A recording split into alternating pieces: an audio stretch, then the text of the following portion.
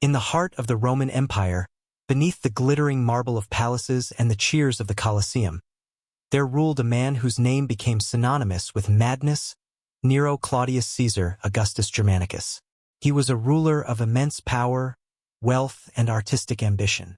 Yet behind the golden laurel wreath and flowing purple robes lay a soul twisted by paranoia, lust, and an insatiable hunger to bend others to his will.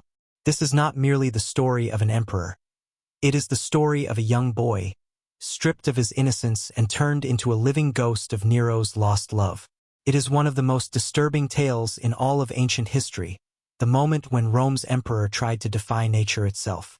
Section 1. The Emperor's Descent into Obsession, 0 to 400 words. Nero had not always been a monster. When he first ascended the throne at the age of 16, he was celebrated as Rome's golden child. Handsome, educated, and promising peace after years of political chaos. The Senate adored him, the people cheered his name, and poets compared him to Apollo, god of the sun. But that light would soon dim. As the years passed, Nero's youthful idealism gave way to vanity and cruelty. He fancied himself a great artist, forcing the elite of Rome to attend his endless performances in the theater, where the emperor would sing and act while no one dared leave. Those who yawned or whispered paid for it with their lives. Yet it was not his artistic arrogance that terrified Rome most. It was his obsession with a woman named Poppaea Sabina. Poppaea was stunning, with golden hair, sharp wit, and a charm that could topple empires. She had once been married to another man, but Nero took her as his own. He worshipped her, calling her the goddess Venus reborn. For her, he divorced his first wife, and even murdered his own mother, Agrippina, who opposed their union. But Nero's love was not pure. It was possessive, dangerous, and all-consuming. Poppaea's every glance, every breath, too, dictated his moods. And then, in the summer of AD 65, tragedy struck. In a fit of rage during an argument, Nero kicked Poppaea while she was pregnant, killing her and their unborn child. Rome was horrified. Even the emperor's most loyal guards whispered that the gods would never forgive such an act. But Nero did not mourn her like an ordinary man. He could not accept her death. And in his grief, his mind began to unravero roamed his palace like a ghost. He refused to eat, refused to rule, and spent nights in her chamber, speaking to her spirit as if she could hear him. He ordered sculptors to carve her likeness from marble, demanded perfumes that had once scented her hair, and forced her slaves to dress and behave as though she still lived. But it was never enough. Then, one day, fate, or perhaps madness, presented Nero with something horrifying. Among his attendants was a young boy named Sporus. He was gentle, delicate, and strikingly beautiful, with soft features and pale skin that bore an uncanny resemblance to the late Empress Poppaea. To Nero, this resemblance was a sign, a divine message. Poppaea had returned to him, not in spirit, but in flesh. And so began one of the darkest chapters of Nero's reign. He summoned his physicians and commanded the unthinkable, that the boy be castrated, so that his voice and features would remain forever soft and feminine. The surgeons obeyed, for no one disobeyed Nero and lived. The operation was brutal and without mercy.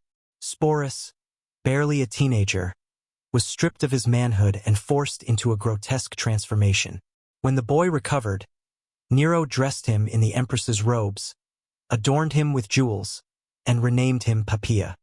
He paraded the child before the court, kissed him in public, and even held a mock wedding ceremony, complete with dowry, veil, and attendants. The emperor of Rome, the most powerful man on earth.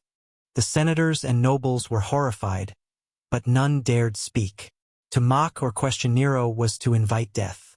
In whispers, they called Sporus the ghost bride, the living corpse of Poppaea. But to Nero he was something else entirely, a way to erase his guilt and deny mortality itself. The wedding took place in Greece, where Nero traveled to perform in games and festivals. He wore a bridegroom's wreath, and Sporus, dressed in golden silk, walked beside him silent and pale. Crowds watched as the emperor lifted the boy's veil and kissed him before the gods. Trumpets sounded. priests blessed the union. It was an abomination masquerading as a ceremony. From that moment on, Sporus accompanied Nero everywhere, to the baths, the theater, and even the council. He sat beside the emperor during feasts, and Nero would feed him delicacies, calling him "my dear Papia." To outsiders, it was both tragic and terrifying. Rome had seen tyrants before: Caligula, Tiberius, Domitian, but Nero's madness was of another kind. He blurred the lines between fantasy and reality, love and cruelty. Sporus became a prisoner of Nero's delusion.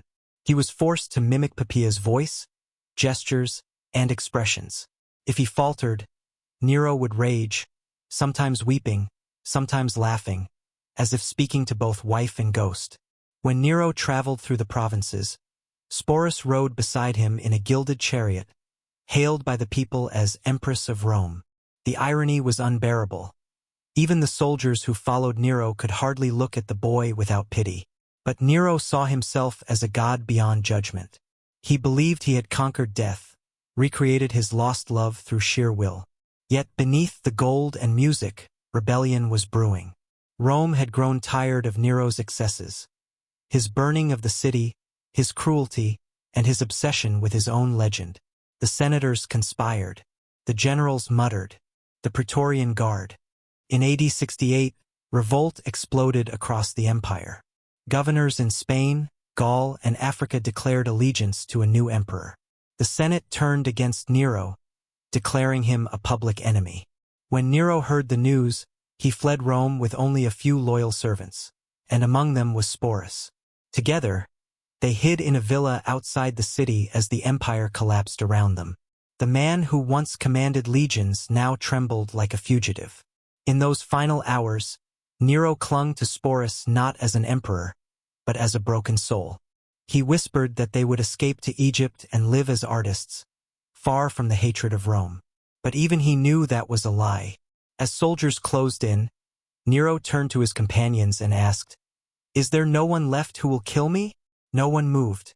Finally, with trembling hands, Nero pressed a dagger to his throat and whispered, "What an artist dies in me." Sporus stood beside him as Nero's life bled away.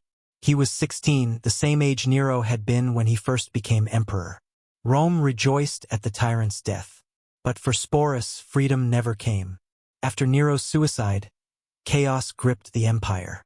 The throne passed from one general to another in rapid succession. Among the spoils of the fallen emperor was Sporus, still young, fragile, and bound by the shadow of his tormentor. He was taken in by Nymphidius Sabinus, commander of the Praetorian Guard, who himself had once been Nero's ally. Sabinus desired Sporus and, horrifyingly, planned to marry him as Nero had.